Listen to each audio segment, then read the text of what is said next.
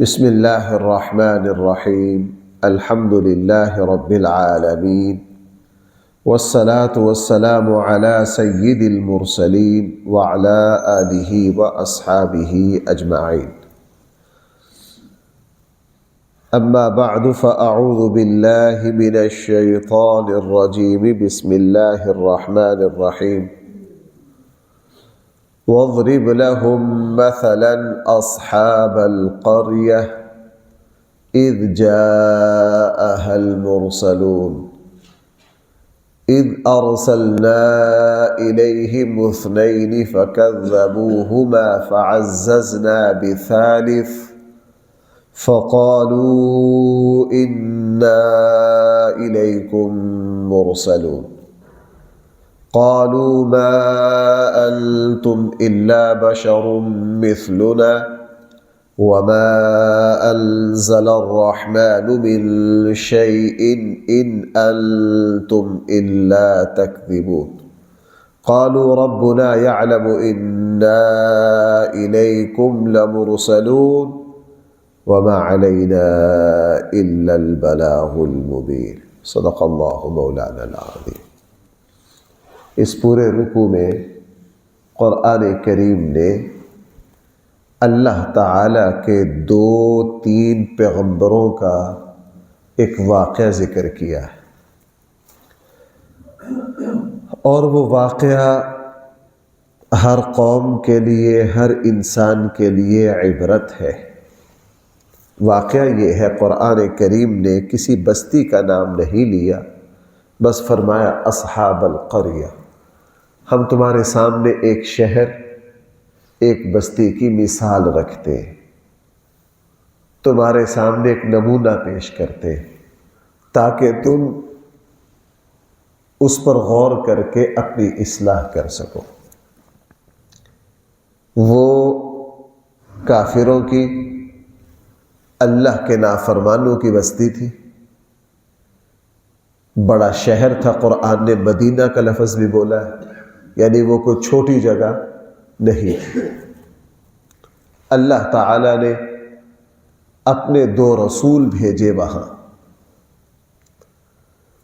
اور پھر اللہ نے ان دو رسولوں کی مدد کے لیے ایک تیسرے رسول بھی بھیج دیے، بثالث، تیسرے بھی آ گئے۔ تینوں نے اس بستی کے سامنے اللہ تعالیٰ کی دعوت، اللہ کا پیغام رکھا کہ تم جس شرک میں مبتلا ہو، اللہ کی بغاوت میں مبتلا ہو، اس سے رک جاؤ، باز آ جاؤ، اور اللہ نے ہمیں تمہاری طرف اپنا رسول بنا کر بھیجا ہے، ہم تمہاری رہنمائی کے لیے آئے ہیں، تمہاری ہدایت کے لیے آئے ہیں۔ جب ان نبیوں نے یہ بات کہی تو انہوں نے آگے دو تین باتیں کہی۔ پہلی بات یہ کہی، انتم الا بشر مثلنا، کہ تم ہماری طرح کے انسان ہو۔ بھائی تم کیا ہو؟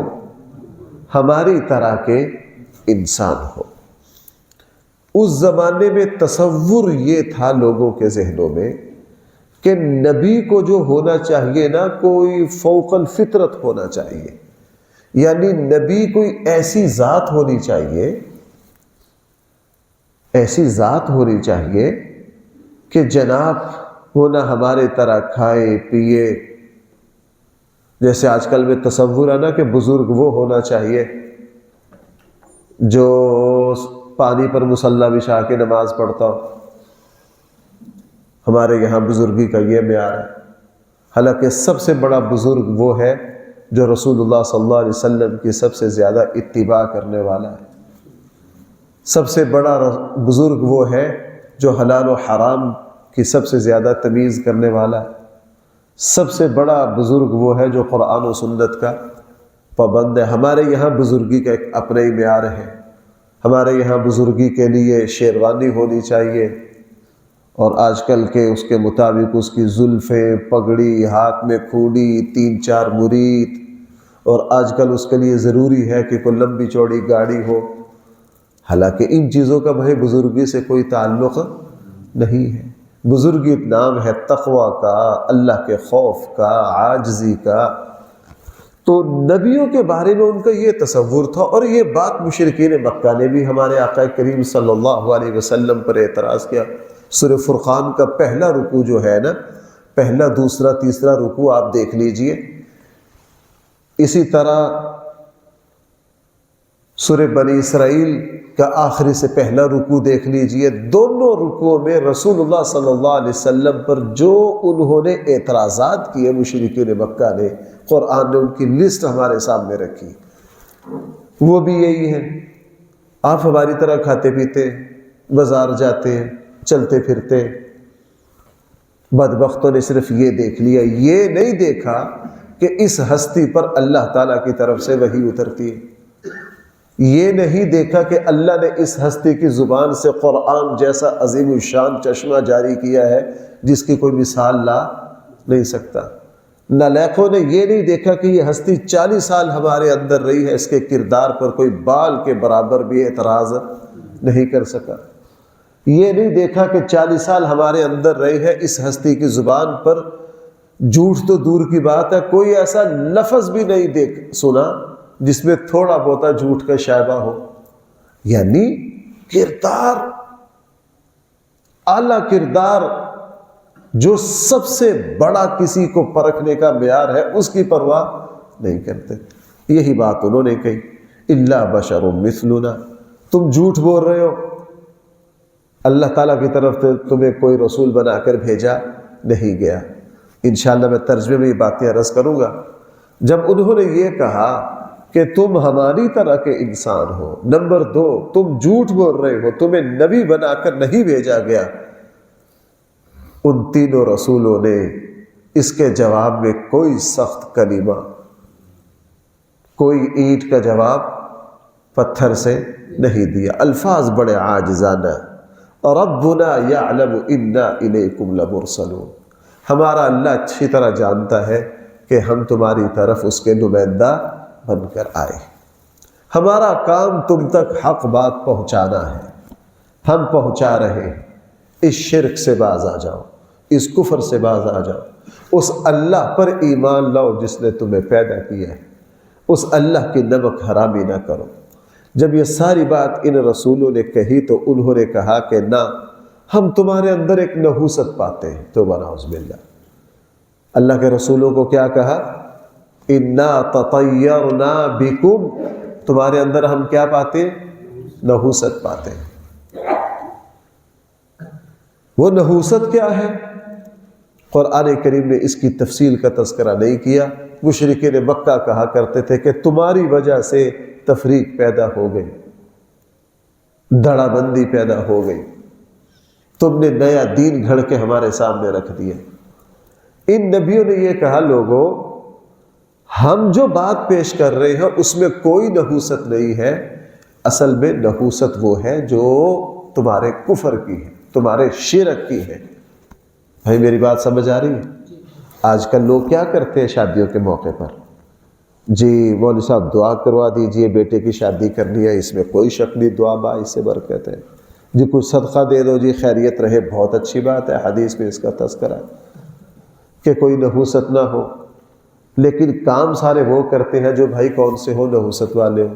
بے پردگی کی نحوست نہیں ہوتی، یہ جو اسراف ہو رہا ہے شادی پہ، اس کی نحوست نہیں ہوتی، یہ جو بینک سے قرض لیا ہے سودی، اس کی نحوست نہیں ہوتی، یہ جو ہندوانہ رسمیں کی ہیں، ان کی نحوست نہیں ہوتی۔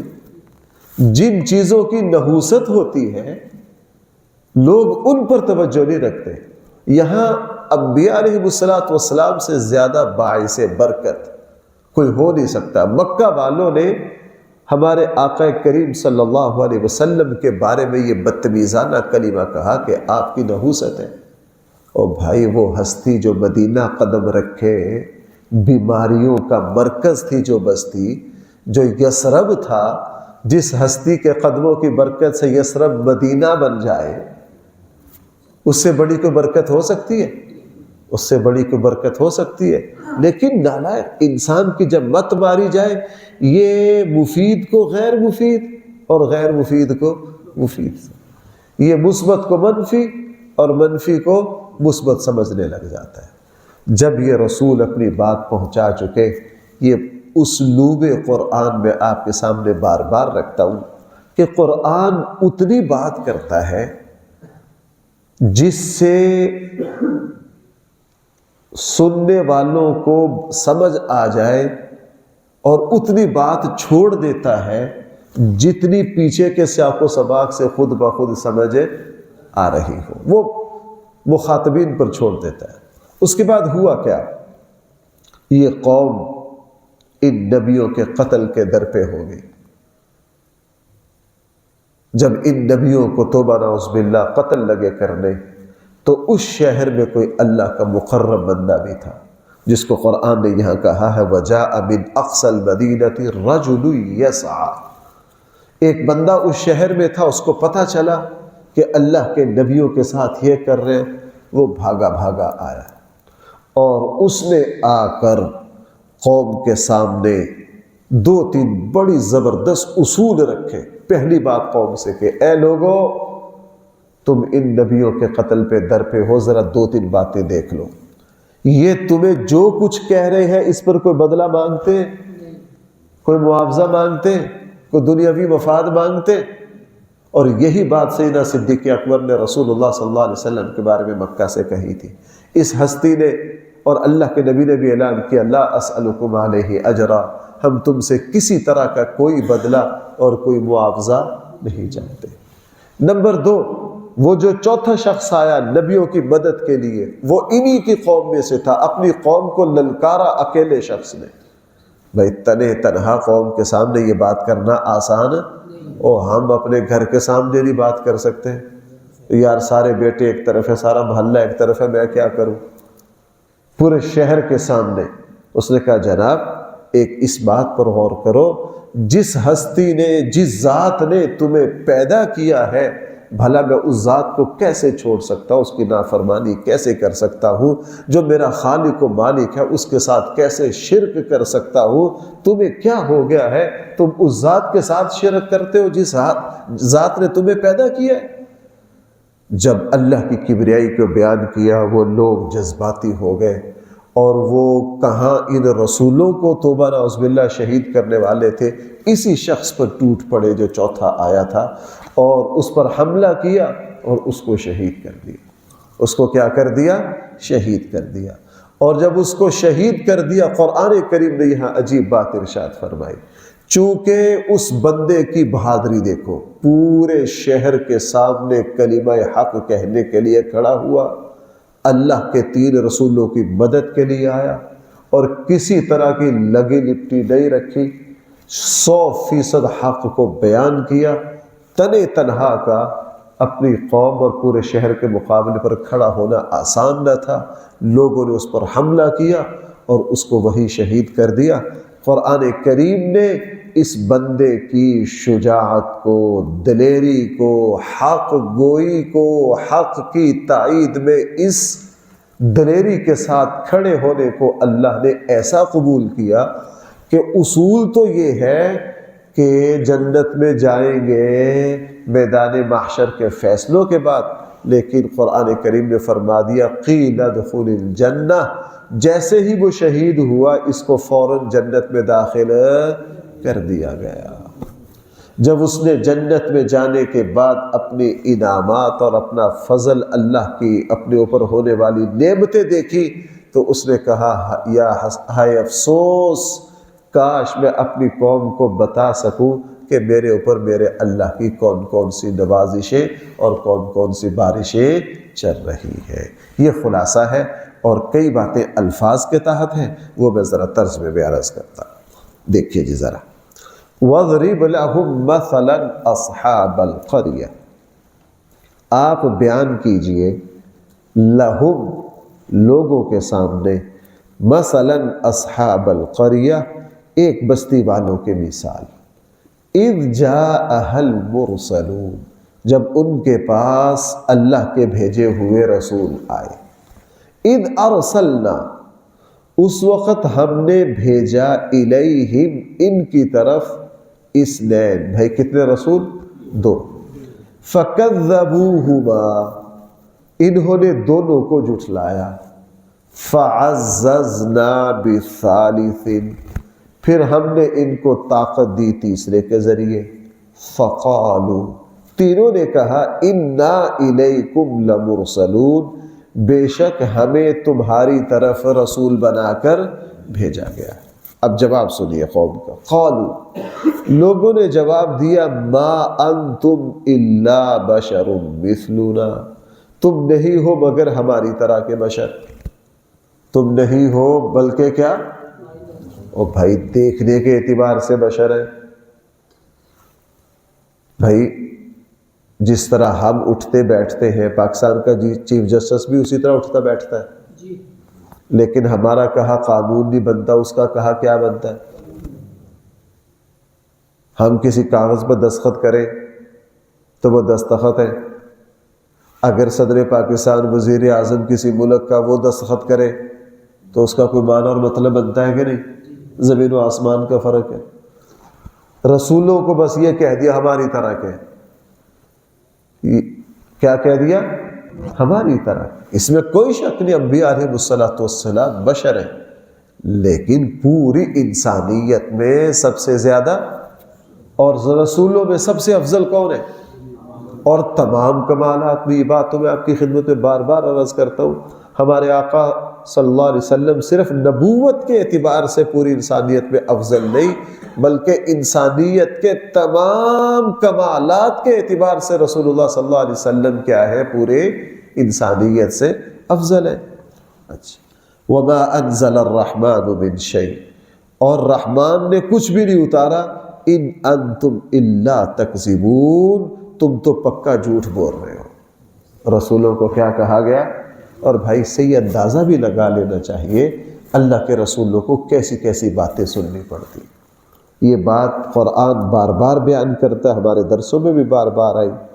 جو بندہ حق کی بات کرے، سچائی کی راہ چلے، وہ یہ سمجھے کہ مجھے الجھن کوئی پیش نہ آئے، تو وہ سچائی کا راہی نہیں ہے. وہ سچائی کا راہی. یہ بات میں اس لیے عرض کرتا ہوں، ہمیں تو یہ سب کی یاد ہی یاد ہے. ہمیں مولویوں کو تو بہت ساری صلواتیں سننی پڑتی ہیں، ہم تو عادی. لیکن عام لوگ کیا کرتے؟ کوئی اچھا کام کرتے ہیں، تھوڑی دیر میں پریشان ہو جاتے ہیں کہ یار میں چاہ رہا تھا میں اپنے بچوں کی شادی سنت کے مطابق کروں، یہ تو بیوی بھی ناراض ہو گئی، فلاں بھی ناراض ہو گیا. بھائی اگر سچائی کی راہ اللہ نے آسان رکھی ہوتی تو پھر آزمائش کہاں ہوتی؟ پھر آزمائش کہاں ہوتی؟ یہ ہونی ہی ہونی ہے. باتیں ہر کسی نے سننی ہی سننی ہے، ہر جگہ ایسا ہوا. قالوا ربنا، جب انہوں نے جھوٹا کہا، نبی آگے سے کہہ سکتے ہیں تم جھوٹے ہو، تمہارا باپ جھوٹا ہے، تمہارا دادا جھوٹا ہے، سب کچھ کہا جا سکتا تھا کہ نہیں؟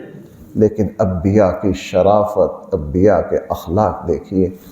آگے سے کیا جواب؟ قالوا، ان نبیوں نے جواب دیا ربنا یعلم، ہمارا رب جانتا ہے، انا الیکم لمرسلون، بے شک ہم تمہاری طرف رسول بنا کر. میں تو سچی بات یہ ہے کہ انبیاء علیہ السلام پر اعتراضات کے جواب میں نبی جب جواب دیتے ہیں نا، آئے ہائے ہائے، وہاں سارے اخلاقوں کی بس ہو جاتی کہ انبیاء کو اللہ کیسی شرافت دیتے، کیسے اخلاق دیتے، کیسے اخلاق دیتے. بہرحال وما علینا الا البلاغ المبین، ہمارے ذمے صرف کیا ہے؟ واضح حق پہنچا دینا ہے. قالوا انا تطیرنا بکم، اس قوم نے کہا تمہارے ساتھ نحوست ہے. لئن لم تنتہوا، اگر تم باز نہ آئے، لنرجمنکم، تو ہم تمہیں رجم کر دیں گے، سنسار کر دیں گے. وَلَيَمَسَّنَّكُم مِّنَّا عَذَابٌ أَلِيمٌ، اور تمہیں ہماری طرف سے دردناک عذاب پہنچے گا. چونکہ طاقت کے پاس یہی کچھ ہوتا ہے، وہ فوراً طاقت دھمکی پر آتی. فرعون نے فی الفور موسیٰ کو کیا دی تھی؟ دھمکی. مشرکین مکہ نے حضور کو کیا دی تھی؟ دھمکی. طاقت یہ نہیں دیکھتی کہ سچ کیا ہے. ہمارے یہاں یہی دیکھ لیجئے، وہ کہتے ہیں جس کی لاٹھی اسی کی بھینس. طاقت چلا رہے. قالوا طائرکم معکم، نبیوں نے کہا تمہاری نحوست، تمہاری شرک کی نحوست تمہارے ساتھ ہے. اَإِن ذُكِّرْتُمْ، اس میں بھی کوئی نصیحت ہے کہ تمہیں نصیحت کی جا رہی، اس میں بھی کوئی نصیحت ہو سکتی ہے؟ نہیں، بل انتم قوم مسرفون، بلکہ تم ایسی قوم ہو جو حد سے تجاوز کر رہے ہو۔ بھائی جو کیا کر رہے ہو؟ حد سے۔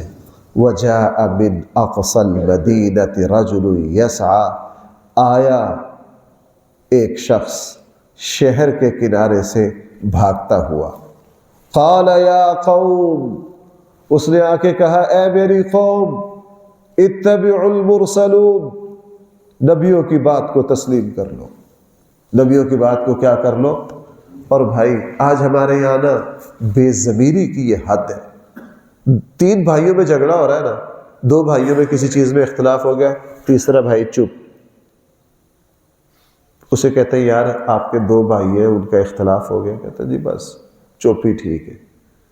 یعنی ہمارے اندر یہ ضمیر ہی باقی نہیں رہا کہ ہم غلط کو غلط کہیں، صحیح کو صحیح کہیں، لڑنے کا نہیں۔ اور اللہ کے مقرب بندوں کی ایک نشانی یہ بھی ہوتی ہے کہ وہ دوغلی پالیسی نہیں اپناتے، وہ دوغلی پالیسی نہیں اپناتے۔ سیدنا صدیق اکبر، آپ یہ مثال بھی ہے۔ اس شخص کو پتہ چلا شہر میں کہ اللہ کے رسولوں کے ساتھ یہ ہو رہا ہے، میدان میں آئے، اپنی جان کی کوئی پرواہ، آ کر کہا لوگوں کان کھول کر سن لو، یہ اللہ کے رسول ہیں، ان کی اتباع کرو۔ اتبعوا من لا يسألكم اجرا، ان ہستیوں کی اتباع کرو جو تم سے کسی طرح کا کوئی بدلہ اور کوئی معاوضہ نہیں چاہتے۔ اور آگے پوری تقریر آ رہی ہے ان کو، اور بدلے میں قوم نے پھر ان کو کیا کیا؟ پتھر مار مار کے شہید کر۔ رسول اللہ صلی اللہ علیہ وسلم نے فرمایا ان آیات کے بارے میں کہ میری امت کا ان آیات کا مصداق حضرت عروہ بن مسعود ہے۔ ان کے ساتھ بھی بالکل یہی ہوا تھا کہ طائف کے سردار تھے اور بڑے حسین و جمیل تھے، بڑے خوبصورت تھے، بڑے اثر و رسوخ والے سردار تھے، اسلام لے آئے۔ اللہ کے نبی مدینہ منورہ تھے۔ اللہ کے رسول مجھے اجازت دیجیے میں طائف جا کر پورے طائف کو دعوت دوں۔ اللہ کے نبی کو طائف والوں نے پتھر مارے تھے، حضور نے فرمایا تھا نہ تیری قوم سخت بہت ہے۔ عروہ بن مسعود نے کہا نہ اللہ کے رسول، میں جب وہاں جا کر اسلام کی بات کروں گا تو پوری قوم میری بات پر لبیک کہیں گے۔ اللہ کے نبی نے روکا، حضرت عروہ بن مسعود رضی اللہ عنہ چلے گئے۔ صبح کو رات کو طائف پہنچے، فجر کے وقت اپنے قلعہ نما محل پر کھڑے ہو کر سارے لوگوں کو بلایا اور ان کے سامنے اسلام کی دعوت رکھی۔ ابھی اسلام کی دعوت مکمل ہی کر رہے تھے کہ طائف والوں نے پتھر برسائے اپنے اس سردار پر، حضرت عروہ بن مسعود رضی اللہ عنہ کو شہید کر دی۔ حضرت عروہ بن مسعود رضی اللہ عنہ کو کیا کر دیا؟ اللہ کے نبی کو جب اس کی اطلاع ملی نا، حضرت امام الانبیاء صلی اللہ علیہ وسلم نے فرمایا عروہ بن مسعود میری امت کا وہی شخص ہے جس کا پہلی قوم میں سورہ یاسین، جو الفاظ ہیں یہ بھی صاحب سورہ یاسین ہے۔ حضور نے کیا فرمایا تھا؟ یہ بھی کیا ہے؟ صاحب سورہ یاسین، یعنی جو کردار سورہ یاسین میں نبیوں کی تائید میں اس شخص نے ادا کیا جس نے اپنی جان وار دی، تو وہ یہ پہلے نبیوں کا کوئی شخص تھا۔ میری امت میں ان آیات کا مصداق کون ہے؟ حضرت عروہ بن مسعود رضی اللہ عنہ۔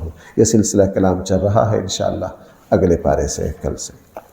الحمدللہ رب العالمین والصلاة والسلام علی سید المرسلین وعلى آله وأصحابه أجمعين ربنا آتنا في الدنيا حسنة وفي الآخرة حسنة وقنا عذاب النار صلى الله تعالى على خير خلقه سيدنا مولانا محمد وآله وأصحابه أجمعين برحمتك يا أرحم الراحمين۔